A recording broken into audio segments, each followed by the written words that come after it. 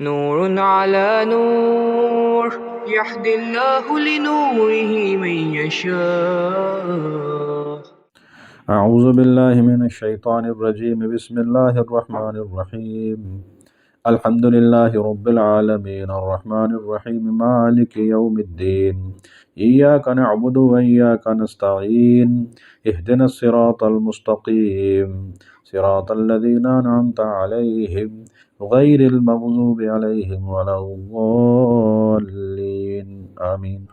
اللهم صل على محمد وعلى آل محمد كما صليت على إبراهيم وعلى آل إبراهيم إنك حميد مجيد.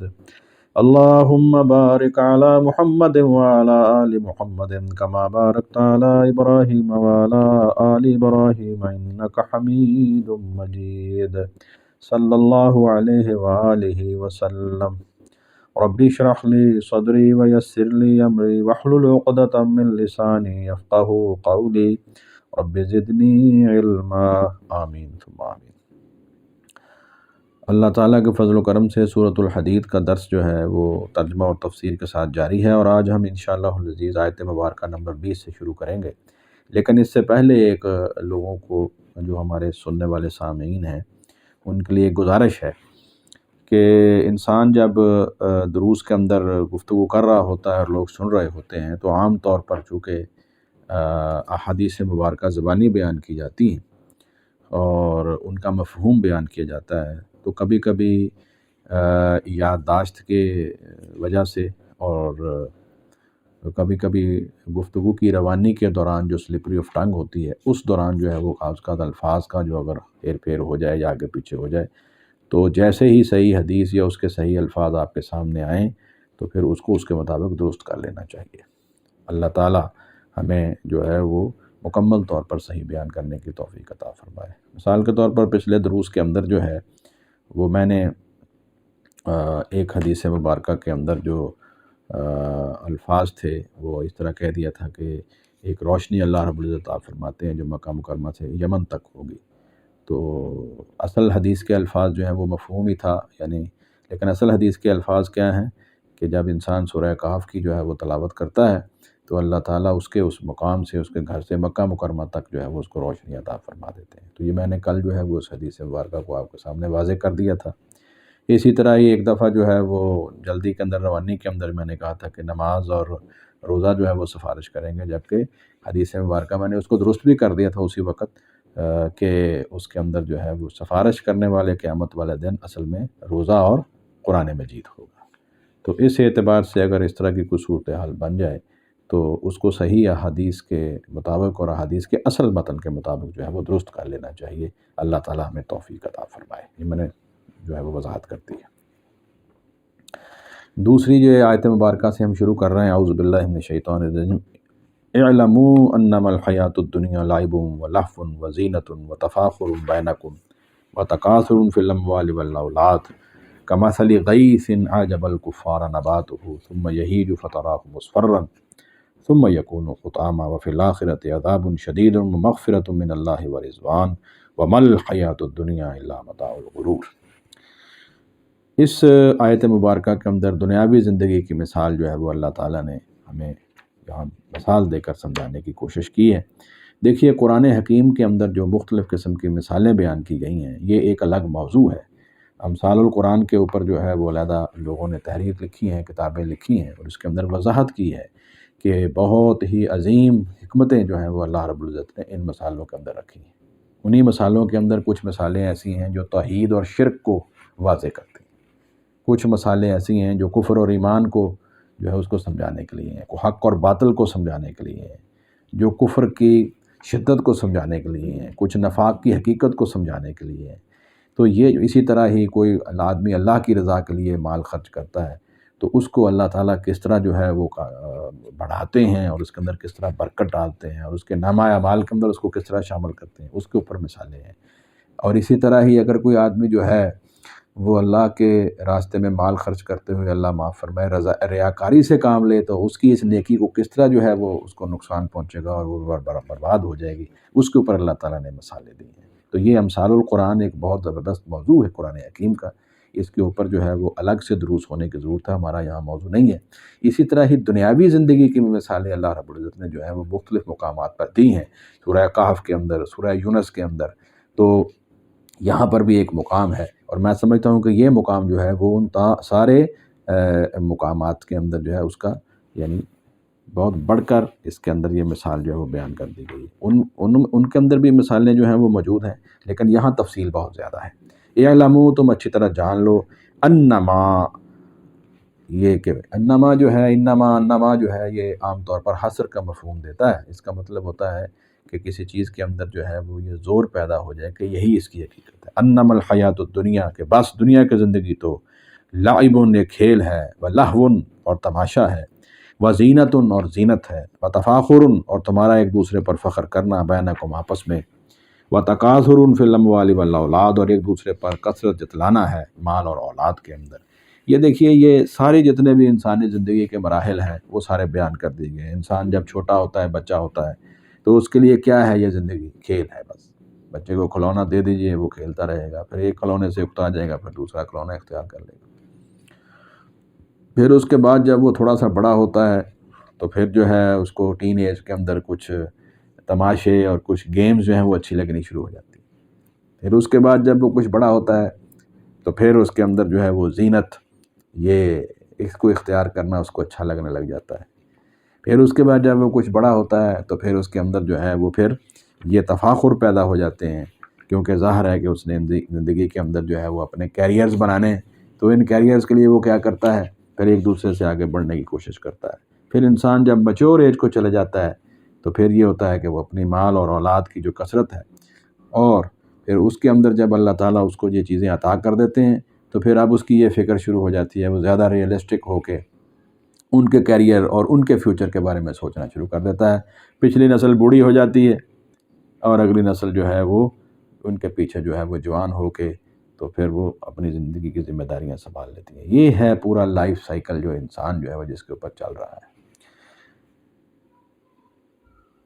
اب یہاں توجہ دلانے کا مقصد کیا ہے کہ کیا انہی چیزوں کے اندر ہی تم جو ہے وہ اپنے آپ کو جو ہے مصروف کر دو گے، یا ان سے ہٹ کر اپنے وقت کو قیمتی بنانے کی کوشش کرو گے؟ یہ اصل سبق ہے۔ یعنی یہ سبق اس طرح ہے کہ یہ جو لعب اور لہو اور زینت اور تفاخر اور تکاثر، یہ لفظ استعمال کیے گئے ہیں، دیکھو یہ جو انسانی زندگی کا لائف سائیکل ہے، اس میں تو یہ ساری چیزیں ہوں گی، لیکن تم نے اسی کے اندر جو ہے وہ اپنے آپ کو محو نہیں کر لینا اور اسی کے اندر زندگی برباد نہیں کر دینی۔ یہ ساری چیزیں اپنے اپنے وقت پر آئیں گی۔ بچپن ہے، پھر جوانی ہے، پھر ادھیڑ عمر ہے، پھر بڑھاپا ہے، پھر مال اولاد کی کثرت ہے، اللہ کی طرف سے رزق کی جو ہے وہ عنایات ہیں، یہ ساری چیزیں انسان کو ملتی ہیں اور ملتی رہیں گی، لیکن تم نے انہی کے اندر جو ہے وہ اپنے آپ کو الجھانا نہیں ہے، بلکہ ان ساری چیزوں کو جو ہے وہ اللہ تعالیٰ کی رضا کے لیے استعمال کرنا ہے۔ جیسے سورہ ہود کے اندر، یہ سورہ ہود میں یہ گزر چکا ہے کہ اللہ تعالیٰ جو ہے وہ تمام قسم کے جو تمہارے جو مالی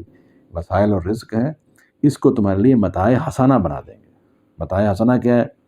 وہ چیز جو انسان دنیا کے اندر اختیار کرتا ہے تو دنیا میں اس کے لیے بھی باعث برکت ہوتی ہے، اور وہی چیز آخرت میں بھی اس کے جو ہے وہ باعث ثواب بن جاتی ہے۔ لیکن کفار اور منافقین کے لیے یہ متاع جو ہے یہ ان کے لیے کیا ہے؟ وبال بن جائے گا۔ جیسے سورہ توبہ کے اندر جو ہے وہ اللہ رب العزت فرماتے ہیں کہ ہم تو چاہتے ہیں، دیکھو کفار اور منافقین کی مال اور اولاد کی کثرت جو ہے وہ تمہیں تعجب میں نہ ڈالے، تمہیں تعجب میں نہ یہ بات ڈالے، اس لیے کہ ہم تو چاہتے ہیں، اللہ فرماتے ہیں کہ یہ انہی مال اور اولاد کی کثرت کے اندر جو ہے وہ اپنی زندگی ضائع کر دیں، اور یہ اس کے ذریعے ہم ان کو عذاب دیں اور ان کی موت واقعہ ہو اور اسی کفر اور نفاق کے اوپر مر جائے، تو یہ تو ان کے لیے وبال بن گیا ہے۔ اس لیے اللہ رب العزت سے یہ دعا کرنی چاہیے کہ یہ ساری دنیا کی جو نعمتیں ہیں یہ ہمارے لیے متاع حسنہ بن جائیں۔ اور متاع حسنہ کا مطلب کیا ہے؟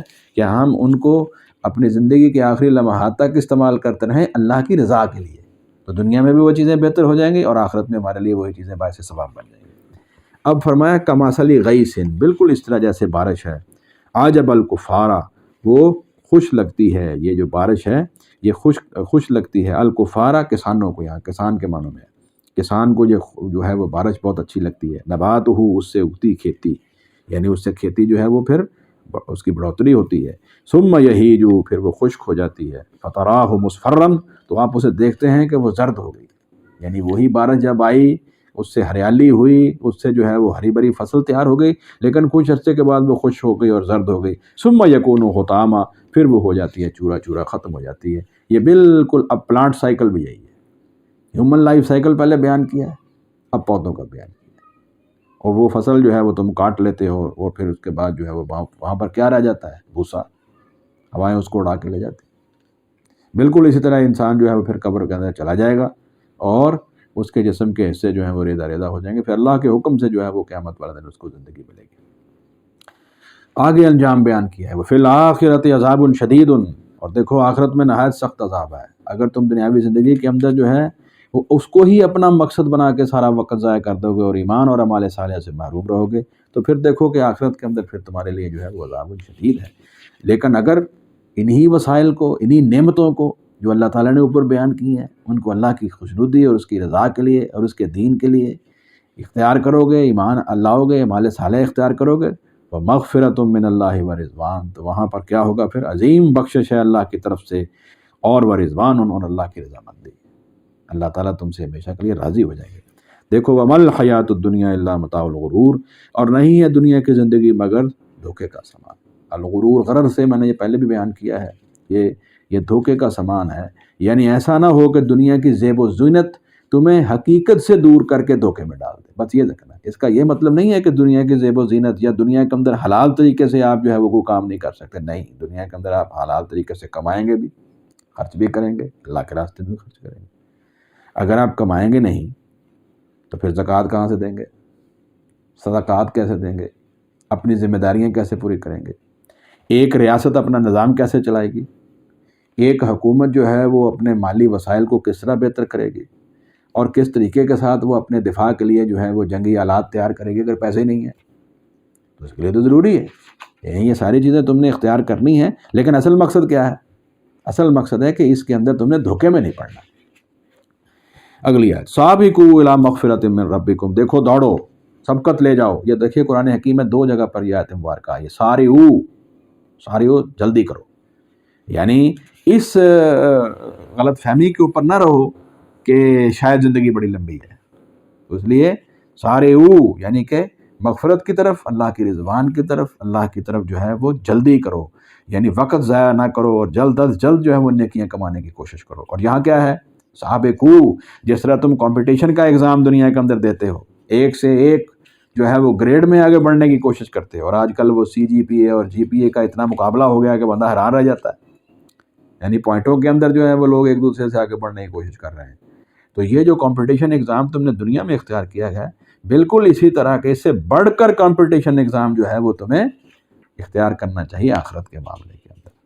یعنی دنیا کے اندر تم فرسٹ پوزیشن لینا چاہتے ہو، اور نماز کی صف کے اندر تم آخری صف میں جانا چاہتے ہو، تو یہ تو سبقت نہیں ہوئی، یہ تو سستی ہوئی، یہ سستیاں نہیں کرنی۔ سابقوا، تم دوڑو، الی مغفرۃ من ربکم، اپنے رب کی بخشش کی طرف، وجنت، اور اس جنت کی طرف، عرضھا، کہ اس کی چوڑائی ہے، کعرض السماء والارض، آسمان اور زمین کی چوڑائی کی طرح، جس طرح زمین اور آسمان کی چوڑائی ہے، اس جنت کی چوڑائی جو ہے وہ اتنی ہے، اتنی بڑی جنت جو ہے وہ اس کو ملنے والی۔ صحیح حدیث کے اندر حضور صلی اللہ علیہ وسلم نے فرمایا کہ جو آخری جنتی جو ہے وہ جنت کے اندر، آخری آدمی جو جنت کے اندر جائے گا، اس کو اللہ تعالیٰ اس دنیا کے برابر یا اس دنیا سے 10 گنا بڑی جنت عطا فرمائیں گے۔ یہاں دیکھ لیں انسان چند مرلوں کے لیے، یعنی چند ایکڑوں کے لیے، چند مربوں کے لیے، اور ایک چھوٹی سی حکومت کے لیے جو ہے وہ کیا کچھ نہیں کرتا، اس کے لیے حلال اور حرام ختم، اس کے لیے حلال اور حرام کی تمیز ختم کر دیتا ہے، ظلم اور زیادتی سے باز نہیں آتا، رشوتیں اور پتہ نہیں کیا کچھ اور کیا کرتا ہے۔ سارا کچھ کرنے کا مقصد کیا ہے؟ کہ میرے پاس یہ سارا کچھ آ جائے، اور میرے پاس یہ عہدے بھی آ جائیں، اور میرے پاس جو ہے یہ ساری چیزیں جو ہے ان کے قبضہ مجھے آ جائے، لیکن پھر اس کے بعد جو ہے وہ ابھی مکمل طور پر وہ اس پہ قدرت بھی نہیں حاصل کرتا کہ اللہ تعالیٰ جو ہے وہ کسی اور کو دے دیتے ہیں اور اس کو بلا دیتے ہیں، تو کیا ہمیں حاصل ہوا؟ لیکن وہاں ایک ادنا ترین آدمی جو آخر میں جنت میں داخل ہوگا، جو ادنا سمجھا جائے گا، اس کو بھی اللہ رب العزت اس دنیا کے برابر یا اسے 10 گنا بڑی جو ہے وہ جنت عطا فرمائیں گے۔ یہ صحیح حدیث کے اندر موجود ہے۔ تو فرمایا اس اللہ کی مغفرت کی طرف اور اس جنت کی طرف جو ہے وہ تم دوڑو جس کی چوڑائی زمین اور آسمان کی چوڑائی کی طرح ہے. اعدت للذین آمنوا باللہ ورسولہ. آپ دیکھ لیجیے یہی مضمون شروع سے چلتا آ رہا ہے. تیار کی گئی ہے وہ جنت للذین ان لوگوں کے لیے جو آمنوا ایمان لائے باللہ اللہ پر ورسولہ اور اس کے رسولوں پر. تمام رسولوں پر اس نے ایمان لائے ہیں.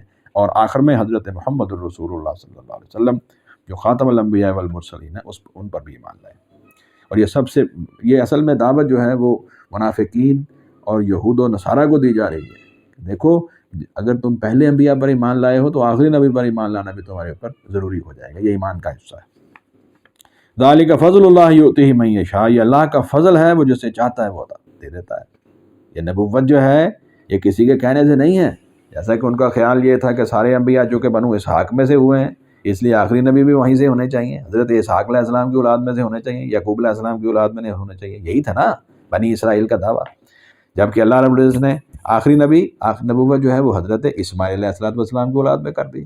تو یہ تو کسی کا نہیں ہے کہ وہ کسی کے چاہنے کے اوپر جو ہے وہ اللہ تعالیٰ کسی کے خاندان کے اندر نبی جو ہے وہ پیدا کر دے گا. نہیں، اللہ رب العزت جس کو چاہتے ہیں اپنا یہ فضل عطا فرما دیتے ہیں. اللہ رب العزت نے حضرت اسماعیل علیہ السلام ہے تو سارے ابراہیم علیہ السلام کی اولاد، بنو اسماعیل میں سے حضرت محمد رسول اللہ صلی اللہ علیہ وسلم کا انتخاب فرما لیا. اب یہ تمہاری ثواب دید نہیں ہے، یہ اللہ رب العزت کا فضل اور اس کی ثواب دید ہے. اس نے جس کو بھی نبی اور رسول بنایا ہے اور جس کو آخری نبی اور رسول بنایا ہے حضرت محمد رسول اللہ صلی اللہ علیہ وسلم، تم ان پر ایمان لاؤ. تمہاری ذمہ داری ایمان لانا ہے. اس بات کا فیصلہ کرنا کہ وہ کون سے خاندان سے ہوں گے، کون سے قبیلے سے ہوں گے، کون سے شاخ سے ہوں گے، یہ تمہارا کام نہیں ہے. ایک بات یہ ہے. دوسرا فضل کیا ہے کہ وہ لوگ جو ایمان لے آتے ہیں ان کے اوپر اللہ کا بہت بڑا فضل ہے. ذالک فضل اللہ یؤتیہ من یشاء واللہ ذو الفضل العظیم. اور اللہ بہت بڑے فضل والا ہے، بہت بڑے فضل کا مالک ہے. اب دیکھیے یہاں اگلا معاملہ جو ہے وہ یہ بھی ایمان کا اگلا درجہ آ گیا ہے. جب انسان جو ہے وہ ایمان قبول کرتا ہے اور اس کے لیے جد و جہد کرتا ہے، جہاد کرتا ہے مال اور جان کے ساتھ، پھر ظاہرہ تکلیف آئے گی تو اس کا مطلب اس پہ صبر کرنا پڑے گا.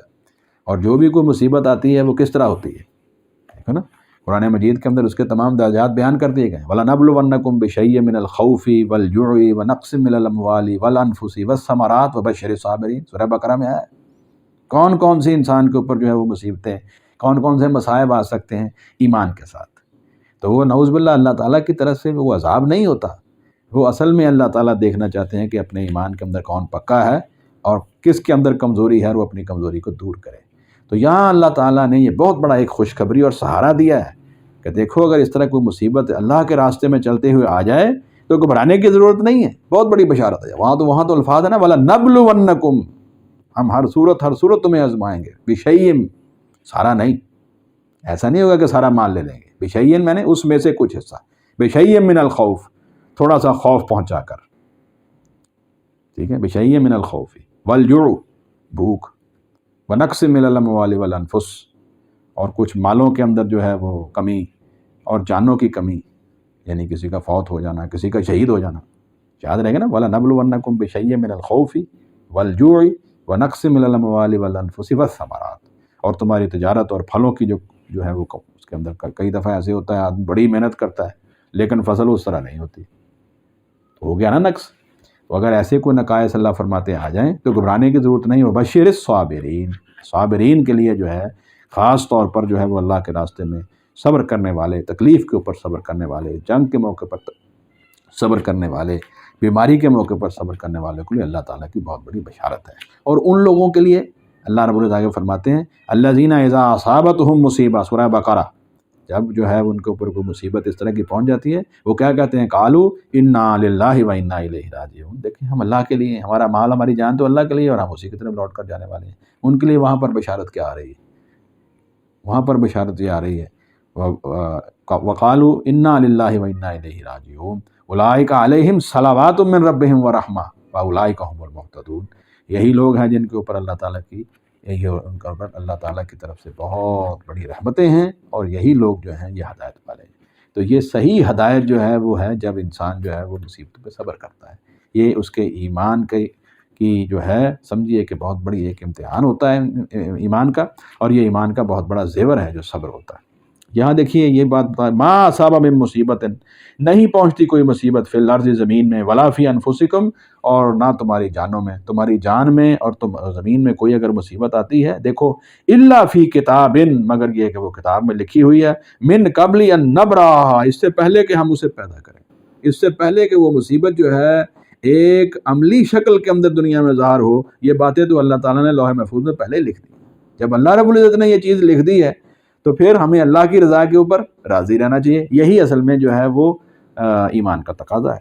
ان ذالک علی اللہ یسیر، یقیناً یہ بات اللہ تعالیٰ پر بہت آسان ہے۔ لِکَیْ لَا تَعْصَوْا، یہ دیکھیے اب یہ اصل سہارا ہے، یہ اصل خوشخبری ہے، یہ اصل انسان کو مضبوط کرنے کے لیے یہ آیت مبارکہ۔ دیکھیے لِکَیْ لَا تَعْصَوْا، تاکہ تم غم نہ کھاؤ، عَلَىٰ مَا فَاتَکُم، اس پر جو چیز تم سے فوت ہو جائے، جو چیز تم سے چوک جائے، جو چیز تمہیں نہ ملے۔ بندے کو بہت خواہش ہوتی ہے فلاں چیز مل جائے، فلاں چیز نہیں ملی، اللہ فرماتے ہیں اس پر غم کرنے کی ضرورت نہیں ہے، یہ بات تو ہم نے پہلے ہی لکھ دی تھی کہ تمہیں نہیں ملنی چاہیے، اور اگر لکھ دی تھی تو اس کا مطلب اسے نہ ملنا ہی تمہارے لیے خیر ہے، اس کا نہ ملنا ہی تمہارے لیے خیر تھا۔ اگر تمہارے لیے خیر ہوتا تو اللہ تعالیٰ اس کو ضرور لکھ دیتے، نہیں لکھا تو کیا مطلب ہے؟ اس کا مطلب اس کے اندر ہی تمہارے لیے خیر ہے۔ اچھا فرمایا اگر وہ چیز مل جائے پھر تم نے دوسرا رویہ اختیار نہیں کرنا، یعنی نہ انسان نے مایوس ہونا ہے، بہت زیادہ غم جو ہے وہ اختیار کر کے انسان مایوسی ہو جائے، نعوذ باللہ من ذالک، یہ بھی ایمان کا جو ہے وہ تقاضا نہیں ہے۔ اور دوسری طرف یہ ہے کہ آدمی کسی چیز کے ملنے پر اتنا ہی مغرور ہو جائے کہ اس غرر کے اندر جو ہے وہ اپنی حیثیت ہی بھول جائے، ہیں جی، یہ چیز بھی منع ہے۔ دیکھیے ذرا، ولا تفرحوا، اور نہ تم اتراؤ غرور کرو، بما آتاکم، اس پر جو اللہ تعالیٰ نے تمہیں دی ہیں۔ واللہ لا يحب كل مختال فخور، دیکھو اللہ تعالیٰ پسند نہیں کرتا ہر اترانے والے پر اور بہت فخر کرنے والے پر، جو فخر کرتا ہے، اتراتا ہے، غرور کا شکار ہوتا ہے اور لوگوں کے سامنے جو ہے وہ اپنی گالیں پھلاتا ہے اس بات کے اوپر کہ میرے پاس بڑی جو ہے وہ اللہ تعالیٰ نے جو ہے وہ نعمتیں اور سہولتیں دے رکھی ہیں، یہ چیز جو ہے وہ اللہ رب العزت کو پسند نہیں ہے۔ جو چیز ملتی ہے وہ اللہ تعالیٰ کی خاص فضل و کرم سے ملتی ہے، اور اگر نہیں ملی تو اس میں بھی اللہ تعالیٰ کی طرف سے کوئی خیر اور حکمت ہے۔ یہ اصل میں وہ ایمان کا مضمون ہے کہ تم لوگ جو ہے وہ اب جہاد کے لیے تیار ہو رہے ہو، تم سے مال بھی مانگا جائے گا اور اس کے بعد تمہاری جانیں بھی مانگی جائیں گی، ظاہر ہے جب تمہیں جو ہے وہ لڑنا پڑے گا، لڑائی کرنی پڑے گی، اللہ کے رسول صلی اللہ علیہ وسلم کی قیادت میں جا کر جہاد کرنا پڑے گا، تو کوئی ضروری تو نہیں ہے کہ انسان جو ہے وہ جب میدان جہاد میں آئے تو واپس بھی آ جائے، کسی کو کیا پتہ ہے آئے گا واپس فتح و نصرت کے ساتھ یا مال غنیمت کے ساتھ یا شہید ہو جاتا ہے، کسی کو پتہ ہوتا ہے؟ اس لیے اللہ رب العزت نے یہاں پر اس کی تیاری شروع کروائی ہے کہ یہ ایمان کا بہترین تقاضا ہے، اور اس کے اندر یہ بشارت بھی ہے، اور اس کے اندر دیکھ لیجئے اگر کسی انسان کے اندر کچھ چیز نہ ملے تو وہ غمگین نہیں ہوگا، اگر مل جائے تو مغرور نہیں ہوگا، ملے گی تو اس کے اوپر شکر کرے گا، نہیں ملے گی تو صبر کرے گا، اور دونوں صورتوں میں اس کے لیے خیر ہی خیر ہے۔ اب دیکھیے یہ ایک رویہ اختیار کیا گیا ہے، جو منفی رویہ ہے اس کی جو ہے وہ بڑی جہاں پر مذمت کی گئی ہے۔ الذین یبخلون، وہ لوگ جو خود بخل کرتے ہیں، اللہ کے راستے میں مال خود خرچ نہیں کرتے، وَيَأْمُرُونَ النَّاسَ، اور لوگوں کو حکم دیتے ہیں بالبخل، نیکی، بخل کا، یعنی وہ لوگوں کو جو ہے وہ پھر روکتے بھی ہیں، یعنی خود بھی جو ہے وہ بخل کرتے ہیں اور ساتھ ہی ساتھ لوگوں کو بھی بخیلی کا حکم دیتے ہیں۔ یہ وَمَن يَتَوَلَّ، اور جو شخص جو ہے وہ پھر منہ پھیر لے، یعنی اللہ اور اس کے رسول صلی اللہ علیہ وسلم کی اطاعت کی طرف منہ پھیر لے، فَإِنَّ اللَّهَ هُوَ الْغَنِيُّ الْحَمِيدُ، تو بلا شبہ اللہ وہی ہے جو بہت ہی بے پرواہ غنی اور حمید، یعنی کہ وہ قابل تعریف ہے۔ یہ دو صفتیں اللہ رب العزت کی آئی ہیں، الغنی، الحمید۔ اللہ رب العزت جو ہیں وہ غنی بھی ہیں اور اللہ رب العزت جو ہیں وہ حمید یعنی قابل تعریف بھی ہیں۔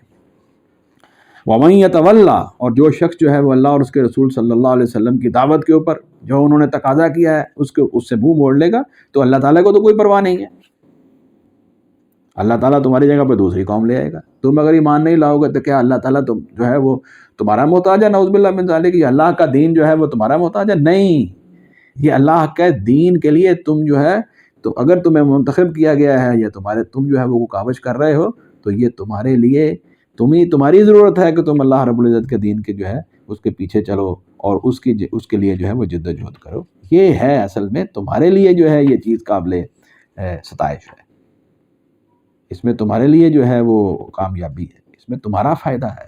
اللہ کا دین اس بات میں محتاج نہیں ہے، کیونکہ اللہ رب العزت کی صفت ہے کہ وہ الغنی ہے اور الحمید ہے۔